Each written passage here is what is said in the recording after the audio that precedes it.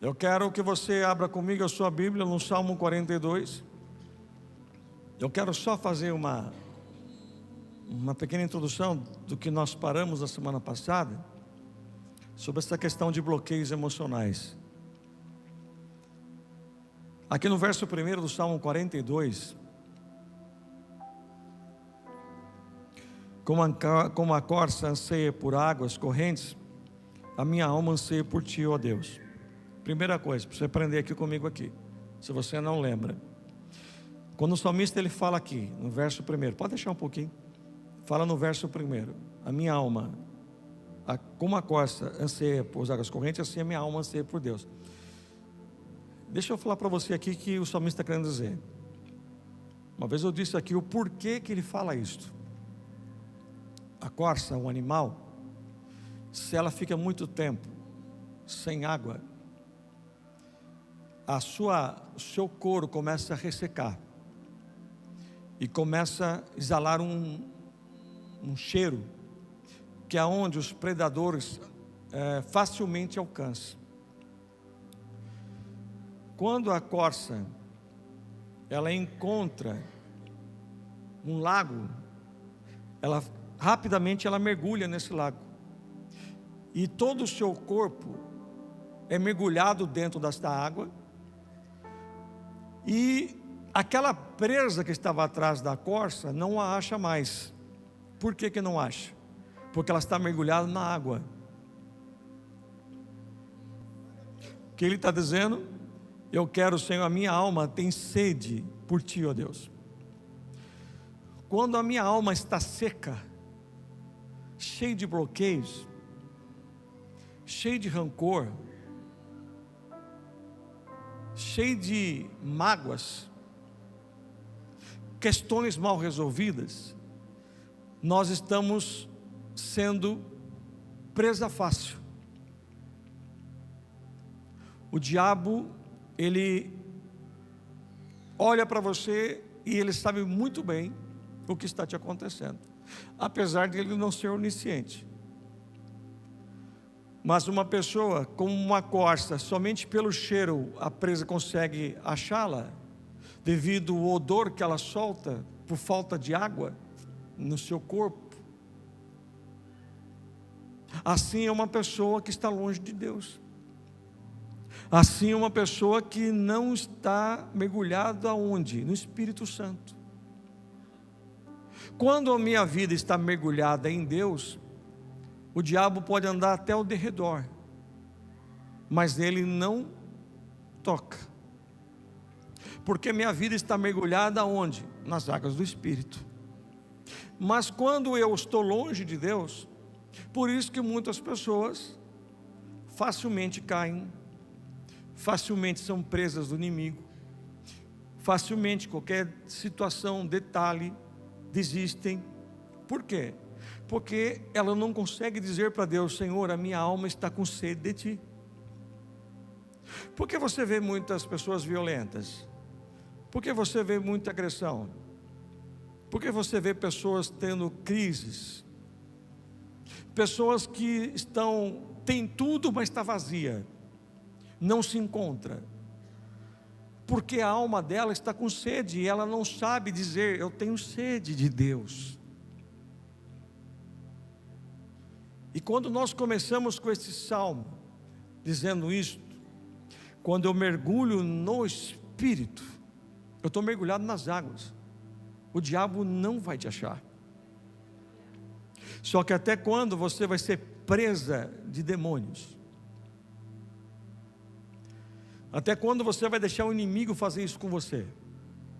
Você está em um culto, e muitas das vezes não sabe o poder do culto. Como eu falei sábado aqui no encontro de casais,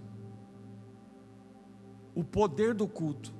Se muitos chegassem no culto e entendessem que no culto há o poder de Deus, o culto realmente tem algo para acontecer, muitos não sairiam da igreja com sede. Ele continua dizendo aqui no verso 2: a minha alma tem sede do Deus vivo. Quando poderei entrar para apresentar-me a meu Deus? Minhas lágrimas tem sido o meu alimento de dia e de noite, pois me pergunto o tempo todo: onde está o seu Deus? Verso 4: quando me lembro dessas coisas, choro angustiado, pois eu costumava ir com a multidão, conduzindo a procissão à casa de Deus, com cantos de alegria e de ação de graças em meio à multidão que festejava. Então este salmo é uma pessoa inquieta, uma pessoa angustiada. Fala assim comigo: inquieto e angustiado. E é uma pessoa que está em busca de uma resposta. Ele está dizendo: até quando? Até quando? Então, eu não sei com quem que o Senhor está falando esta noite, mas aqui Deus está trazendo este salmo para nós podermos fecharmos aqui. É para alguém que está inquieto e perguntando para Deus: Senhor, até quando? Ou quando eu poderei, Senhor, apresentar-me a Ti? Quando que eu vou poder entrar? Ele está dizendo assim: olha, eu estou longe de um ambiente, eu estou longe de um ambiente que eu amava estar, e eu queria saber até quando que eu vou ficar longe deste ambiente, longe da sua presença, longe de Jerusalém. Até quando, Senhor? Até quando eu vou estar longe desse ambiente que é preferido? Ou quanto tempo vai durar esta situação que eu estou vivendo? Porque ele sabia que aqueles que estavam ao seu redor não entendiam. De uma alma angustiada, uma alma inquieta, ele desconhecia este tempo, porque ele vai dizer quando. E eu e você desconhecemos o tempo que Deus vai fazer algo. Perguntamos quando. Mesmo eu e você desconhecendo o tempo que estamos perguntando para Deus, mas o Senhor já sabe quando vai ser. Vou falar de novo. Entramos aqui na igreja sem saber o que vai ser, o que vai nos acontecer, quando ficarei livre disto. Então ele está dizendo que ele não sabia quando seria esse tempo. Mas uma coisa que eu e você temos que aprender: crer que Deus está o tempo todo comigo e com você. Escute uma coisa: tem momentos que Deus não vai dizer quando, mas Ele já sabe quando. Tem momentos que Deus não sabe quando vai ser, mas Ele já sabe quando. Você pode dizer comigo assim: Ele já sabe. Fale mais alto: Ele já sabe. Quando ele fala no verso 4, quando me lembro destas coisas, fala assim: quando lembro destas coisas. Ele está dizendo assim: quando eu olho para trás, eu lembrava dos melhores momentos da minha vida. E quando eu olho para trás, que momento maravilhoso, que momento belo que eu vivi no meio da multidão. Senhor, até quando eu vou ficar longe disto? Lembra que eu disse 3 coisas? Quem estava aqui semana passada? Presente, passado, presente e futuro. Pressão do passado, pressão do presente e pressão do futuro. Aqui nós estamos falando de alguém que está vivendo a pressão do passado, coisas que aconteceu, e esta pressão está sobre ele. Lembro-me, quando eu olho para trás, aquele passado que te pressiona todos os dias, coisas que te aconteceu, já foi, já encerrou, já acabou, mas você continua vivendo a pressão do passado.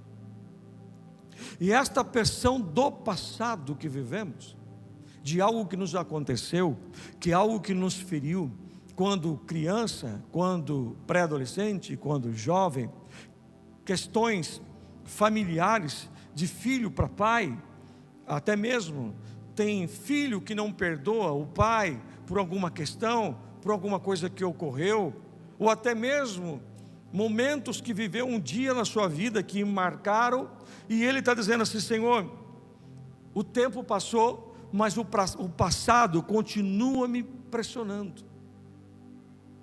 Até quando? Lembra que qualquer coisinha que te acontece, você traz o passado de volta?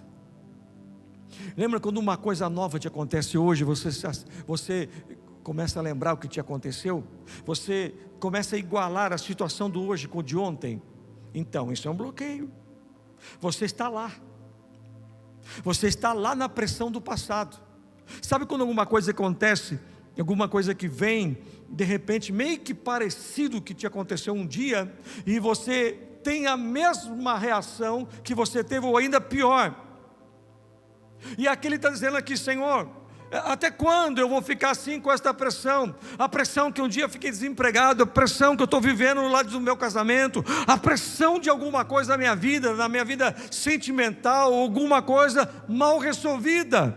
E a pressão do passado é uma das coisas que mais tem levado pessoas a comparecerem toda semana em um consultório, em poder ficar tomando remédios de todo tipo, e não consegue encontrar felicidade. Quando eu falo desse jeito, eu não estou criticando ninguém, principalmente a medicina.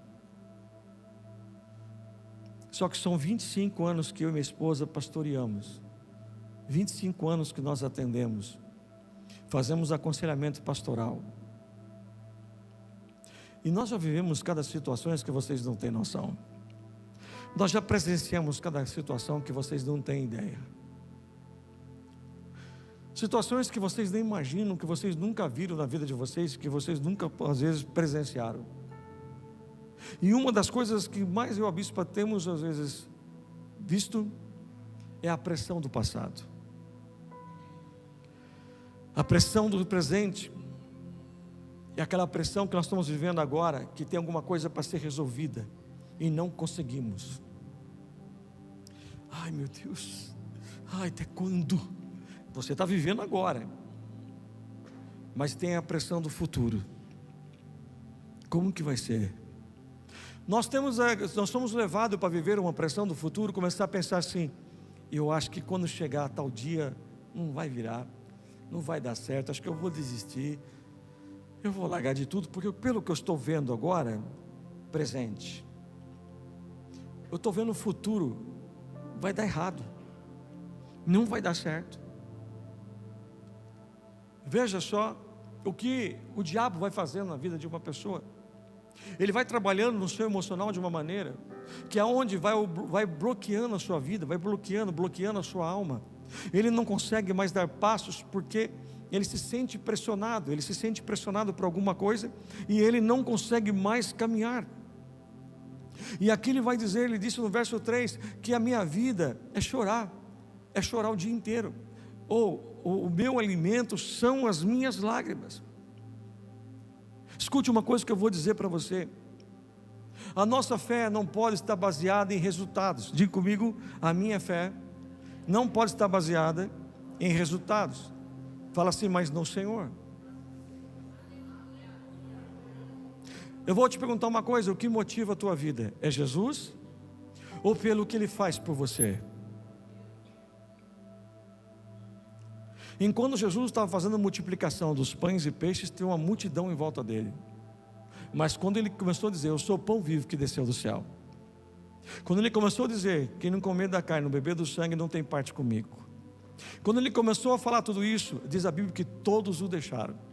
E ele olha para os seus discípulos, lá em João capítulo 6, ele vai dizer assim: e vocês, vão me deixar também? Por quê? Porque ele não começou mais a multiplicar pão, ele não começou mais a fazer o que o povo queria que ele fizesse.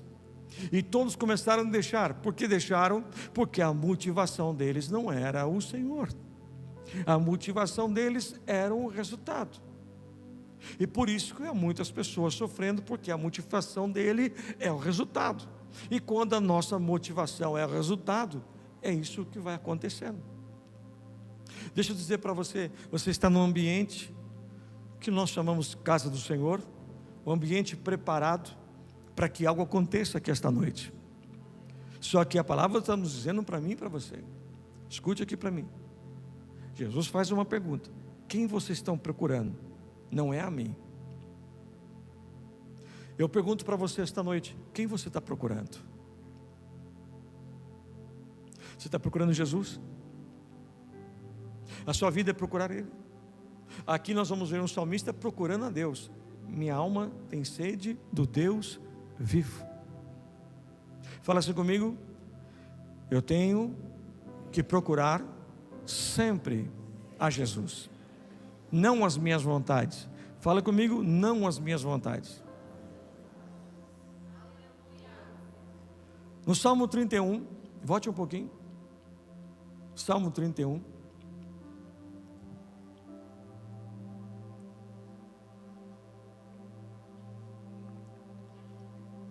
Salmo 31.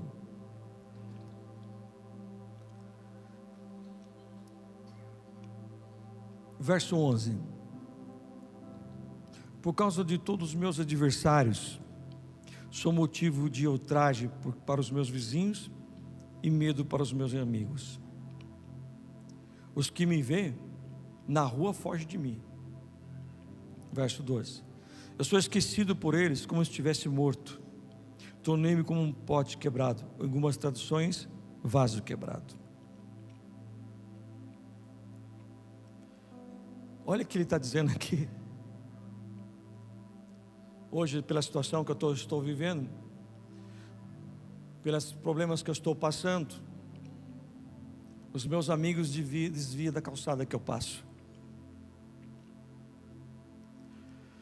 Hoje, por eu estar vivendo um dia de portas fechadas, hoje, por estar vivendo um momento de pressão que eu estou passando, de muitos não entenderem que eu estou sofrendo aqui dentro, esses não me entendem, e aqui a Bíblia está dizendo: olha, eu sou motivo de zombaria. Olha como é que está aquela pessoa, olha o estado dela, olha como que ela está.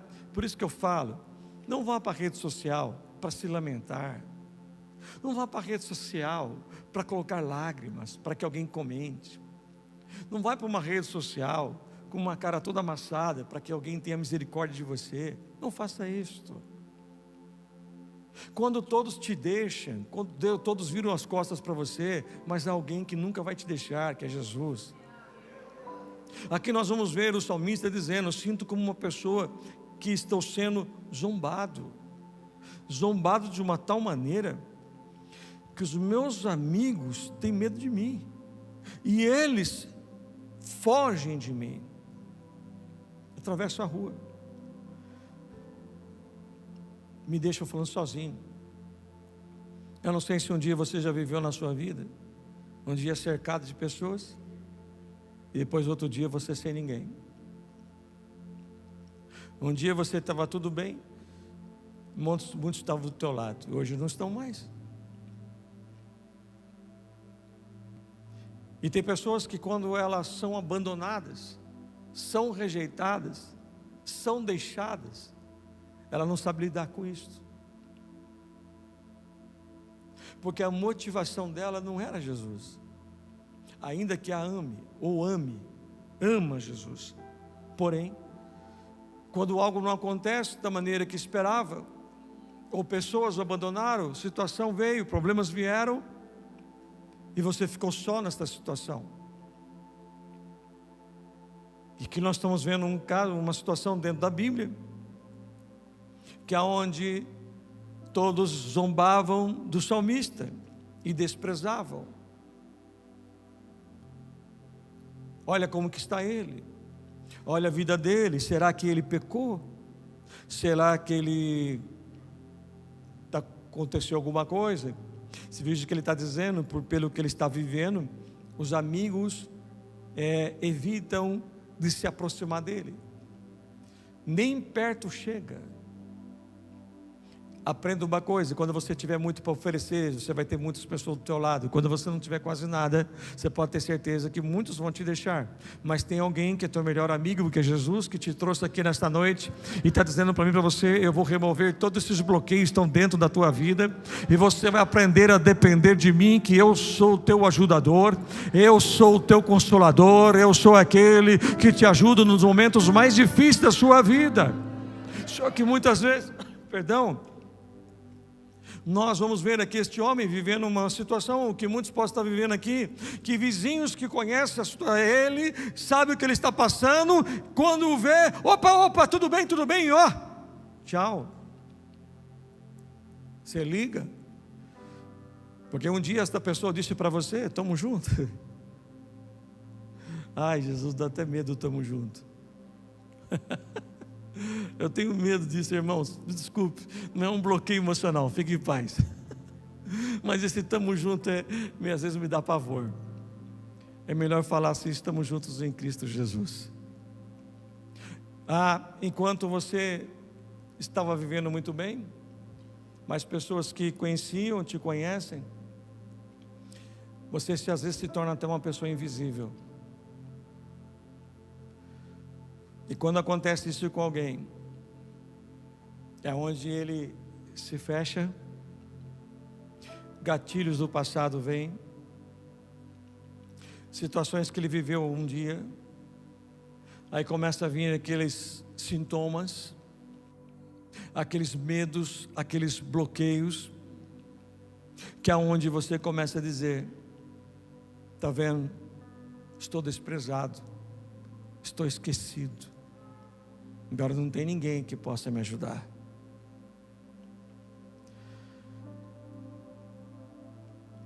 É terrível quando a pessoa chega a esse estado, que aqui, quando ele fala que as pessoas passam apressados, são aquelas pessoas que mal acenam para você, ou te dão um bom dia, ou te perguntam se está tudo bem, até mesmo evita chegar perto de você como se você fosse uma pessoa que estivesse leproso.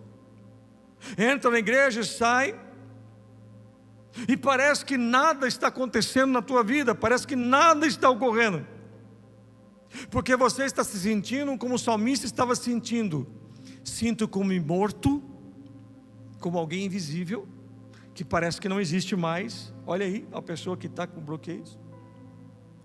E sinto-me também como um vaso quebrado. Uau, quem está aqui comigo? Eu sei que vocês estão muito quietos, mas não estão quietos porque está com sono. Não, eu tenho certeza que esse silêncio é porque vocês estão prestando atenção. E eu tenho certeza que com alguém está falando esta palavra. É uma situação de se sentir como ele está se sentindo. E me sinto, sou esquecido, me sinto como morto, e estou me sentindo aqui como um vaso quebrado. Sabe o que é sentir vaso quebrado? É sentir um caco. Parece que o teu valor está lá embaixo. Parece que todos que olham para você, aonde você vai, parece que os olhares estão dizendo alguma coisa negativa de você. Porque começamos a ser pressionados por pensamentos, por aquilo que possamos estar vivendo. Veja, eu te mostrei 3 coisas, eu te disse 3 coisas: passado, presente e futuro. Tem pessoas aqui dentro que estão sendo pressionadas por passado desde, há muitos anos da sua vida. Tem pessoas que entraram aqui hoje, não sabem o que fazer, o que resolver o teu problema, está sendo pressionado que precisa para amanhã e não sabe o que fazer. E tem pessoas que, pelo que está vivendo agora, não sabe o que vai ser amanhã. Mas preste bem atenção, o salmista está dizendo assim: Senhor, eu sinto-me como um vaso quebrado, destruído, não sei o que fazer. Eu sei que tramam todos os dias para tirar a minha vida. Lembra de Jó? Jó se encostava com um caco. As pessoas pensam que as enfermidades de Jó eram só tumores que saíram na sua pele. Não. Jó teve muitas enfermidades, principalmente no estômago, que é onde ele falava que as pessoas não suportavam o seu hálito. Imagina um homem que era mais rico da região, um homem que tinha festa todos os dias na casa sempre de cada filho, um homem que orava todos os dias, e de repente, no capítulo 3, ele vai ver seus pseudos amigos, andaram, se eu não me engano, por 7 dias, agora me fugiu da memória, em silêncio, em volta de Jó. Por que eles estavam andando em silêncio em volta de Jó?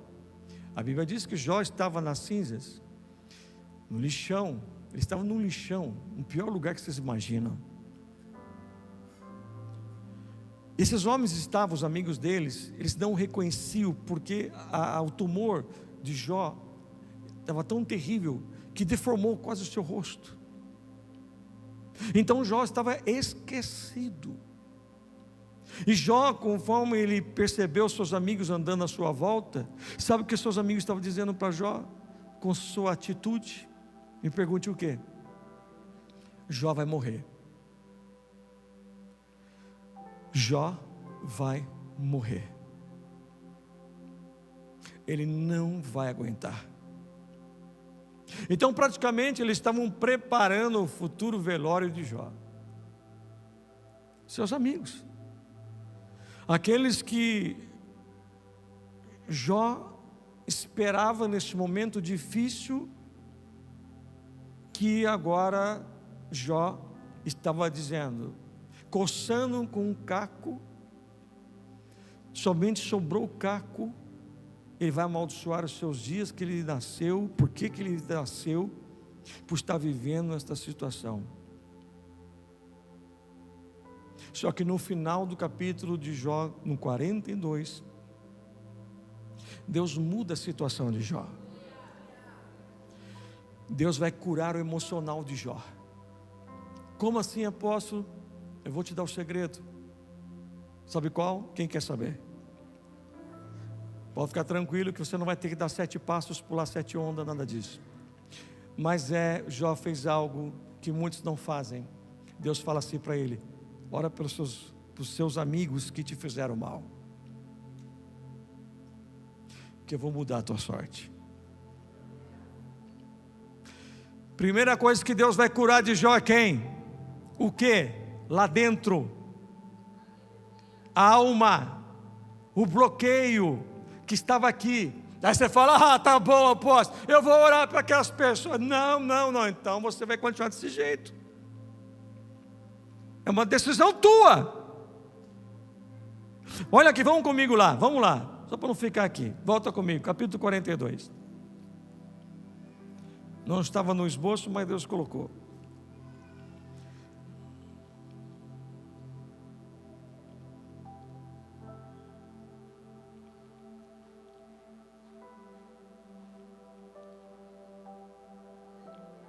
Olha o capítulo 42. Primeira coisa que Jó vai dizer no versículo 2: sei que podes fazer todas as coisas, e nenhum dos teus planos podem ser frustrados. Opa! Para quem ficou só se lamentando em 38 capítulos, depois ele chega no 40 e fala: vou colocar minha mão na minha boca e não vou falar nunca mais nada. Falei coisas que nunca deveria ter falado neste momento da minha vida. Agora eu aprendi uma coisa, Senhor, que quando eu estou neste momento, a melhor coisa é ficar em silêncio. Aí diz no versículo 7: depois que o Senhor disse estas palavras a Jó, disse também a Elifaz de Temã: estou indignado com você e com os seus 2 amigos, pois vocês não falaram o que é certo a meu respeito, como fez meu servo Jó. Vão agora até o meu servo Jó, levem 7 novilhos, 7 carneiros com eles, apresentem o holocausto em favor de vocês mesmos, e meu servo Jó orará por vocês. Eu vou aceitar a oração dele e não farei não farei a vocês o que merecem pela loucura que cometeram.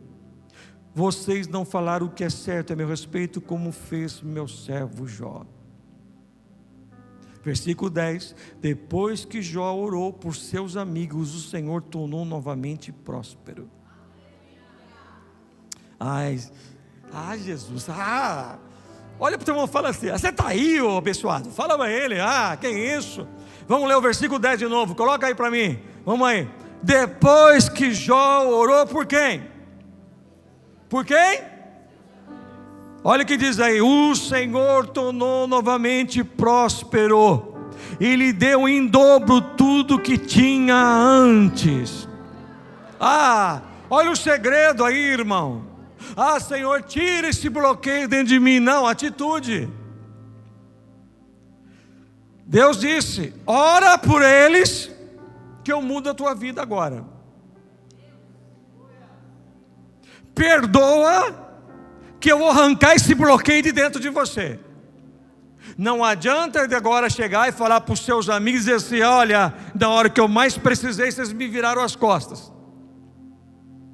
Ele foi aprender com Deus o que ele não sabia. Agora eu sei que o Senhor pode todas as coisas. Antes eu só conhecia o Senhor de ouvir falar. Agora eu sei que tu és o Senhor, o Deus Todo-Poderoso. Jó perdeu tudo. Jó ficou sem saúde. Jó teve problemas emocionais. Jó vai chegar no final do capítulo de Jó. Deus está dizendo: vai lá, pede perdão para Jó. Vai lá que Jó vai orar por vocês. Os amigos foram. Os que disseram que Jó ia morrer. Os que ficaram esperando a morte de Jó. Quantos que duvidaram que um dia a sua vida ia mudar? Quantos que um dia apontaram o dedo na sua cara na hora que você mais esperava, que você mais precisava? Quantos que é terrível quando alguém julga a vida do outro e não olha para a sua própria vida? É terrível quando eu vejo irmãos em Cristo, vejo pessoas apontando o dedo na vida de alguém, dizendo na vida de alguém se a dele tem um tronco de árvore no meio dos olhos. Certo ou não? Quem geralmente aponta é que está pior. No entanto, apontaram a vida de Jó. O que acontece? Esses mesmos, se não fosse a oração de Jó, eles iam acabar. Só que Jó, ele é curado de toda a doença que ele tinha. Olha que lindo. Uma enfermidade, não era uma, mas várias. Ele é curado no momento que ele ora pelos 3. Aí a Bíblia diz: depois que orou. Depois que orou. Não foi antes, depois. Deus não deu antes, foi depois. Fala assim comigo: foi depois. Depois que ele orou, Deus muda a sorte de Jó, torna-o próspero de novo. Opa, de novo? Fala assim comigo: de novo. Fala comigo: de novo. Então para aí. Isso aqui é o Deus da restituição. Então muita coisa que eu estou bloqueando aqui dentro, eu posso estar bloqueando para acontecer na minha vida. Então você veio aqui hoje, pode ser que você não esteja com bloqueios emocionais, mas pode ser que você esteja e você não quer admitir que você tem. Tem pessoas que não querem admitir que tem isto, mas tem. E aqui nós temos um segredo, aonde muitos não vão fazer. Você quer ser próspero de novo? Na sua saúde? Quer que Deus traga uma mudança? Então faça o seguinte. É uma sequência da segunda passada. Perdoa. Ou você prefere perder a tua salvação por falta de perdão?